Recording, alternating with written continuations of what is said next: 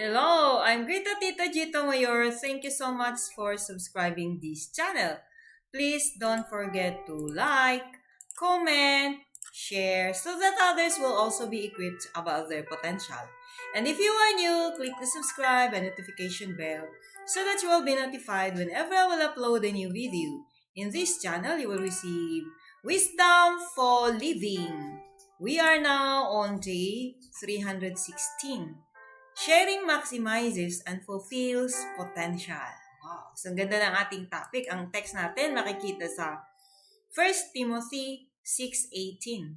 Command them to do good, to be rich in good deeds, and to be generous and willing to share. So, ang pag-share, paggawa ng mabuti ay command, utos. Ayan, utos ng ating tagapaglikha. It is a command to do good things, to be rich in good deeds. Yun yung sinabi sa ating text. So, kagaya ng isang orchestra, kagaya nitong isang illustration na ito sa isang orchestra, when they started to play, however, it soon became evident that no one had the lead. The trumpets would play for a few measures, then the trombones, after which the dark clarinets or the flute pick up the tune. Although it was true that the parts had some resemblance to each other, no clear melody was evident. The longer the musicians played, the stranger the music became. But they kept playing because it seemed to be what the conductor expected. So, continue lang na nag-play sila pa isa-isa, di ba? Na una, nagsinyas yung conductor. Started to play yung trumpet, and then few minutes yung trombones. I-imagine nyo. And then the clarinets, and then later on yung ibang parts. Pero although medyo pari-pariho, paano kaya yun ma-appreciate? Pero yun yung gusto ng conductor. And later on, anong nangyari? Sa ating slide, so titignan natin yung illustration ng isang orchestra. So, kapag ano yung sinasabi ng conductor, yung susundin nila. Then the maestro passed out another set of music. This time, when he lifted his baton, anticipation filled each face. Although the scores still contained rest, they were considerably fewer, and they seemed to be at fitting places. So, hindi na kagaya nung nauna. So, mas maganda na siya. Kasi yun yung sinasabi ng maestro or conductor. At napakagandang illustration ito sa orchestra na tungkol sa ating potential.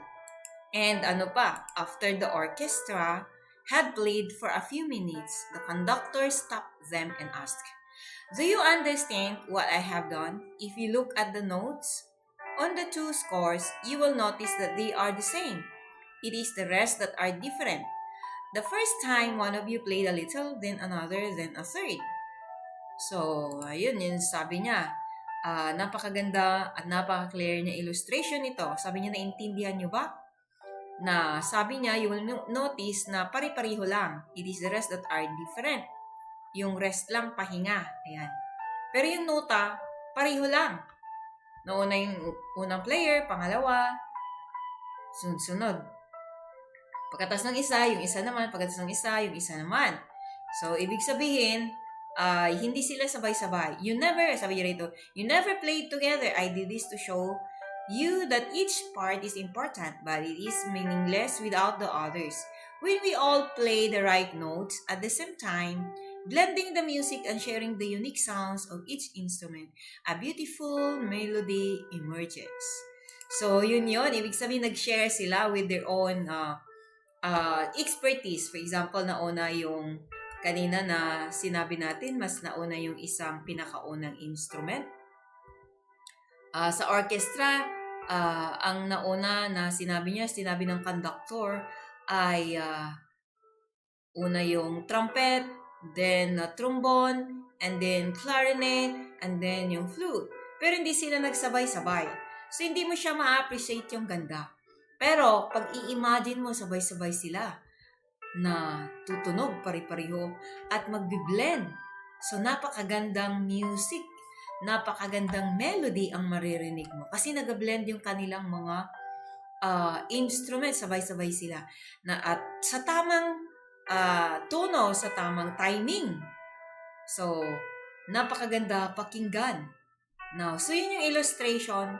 At ito pa, ano pa yung mangyayari? Sabi niya, unlike the strings awkwardness of the first score, the second score highlights each instrument in the appropriate time, with the other instruments playing the supporting chords and the counter melodies. This way, the way music is supposed to sound. So, ganun daw dapat yung music. Sabay-sabay sila mag-share ng kanilang kanya-kanyang expertise. Yung trombone, yung trumpet, yung clarinet, yung flute, ibig sabihin ay pag nagsabay-sabay sila, may kanya-kanya silang specific na tugtugin, pero pare-parehong nota, then it will become a good music. It means it will produce a good melody. Napakaganda pakinggan. So, hindi yung ipa-isa-isa.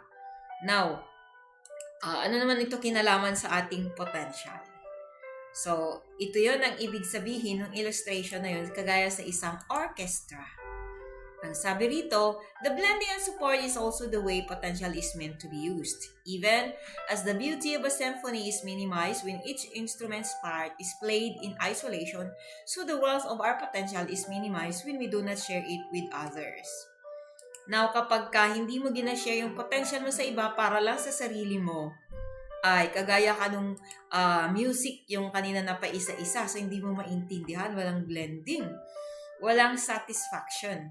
Kaya mahalaga na i-share natin. So sabi kanina sa topic, sa title natin ay gagamit mo yung potential kapag ito ay i-share mo sa iba. So yung galing mo, gamitin mo para sa iba, hindi lang para sa sarili mo. I-share mo para sa iba because that potential is given to you for fulfilling the purpose. Don't you know? And we all know that purpose is fulfilling the reason. Purpose is doing something for the benefit of others. It means that's for others. It means the gift that you possess, potential, is for others. So potential is maximized and fulfilled only when it is shared. This sharing of potential is God's way of bringing to pass His plans and purposes for men and women. So napaka-clear dito na ang potential natin ay ma-maximize lang kapag i-share natin sa iba. So, ma-maximize mo ang potential ng iyong spirit by accepting Jesus Christ as Savior. Paano ito i-fulfill? Ayan ay para i-share mo sa iba. Ayan. Pag i-share natin sa iba yung galing natin, itulong natin sa iba yung galing natin, then, sabi kanina sa slide ay na isa sa katuparan natin yung plano at layunin ng ating tagapaglikha. So, napaparangalan ng ating tagapaglikha. And most of the time, we say that we glorify God through our singing. Not just our singing, when we sing to God, that's a praise. But when we fulfill the purpose why God created us, that is giving glory to the King of Kings and the Lord of Lords. Excited siya makita yung binigay niya sa'yo na minamaximize mo at ginagamit mo ayon sa kanyang layunin. So, He will enjoy seeing you. He will enjoy watching you because you are using it for His purpose, according to His purpose, according to His will, according to His intent. So, ang potential na mayroon ka, ay binigay niya yan di para lang sa'yo, kundi para sa ibang tao. Pag ginagamit mo ito para tuparin yung layunin ng Diyos sa buhay mo, siya ay napaparangalan at siya ay natutuwa. So, itong tanong ko sa'yo, how to maximize your potential? How to fulfill God's plans and purposes? Yan. So, can you share your ideas about this?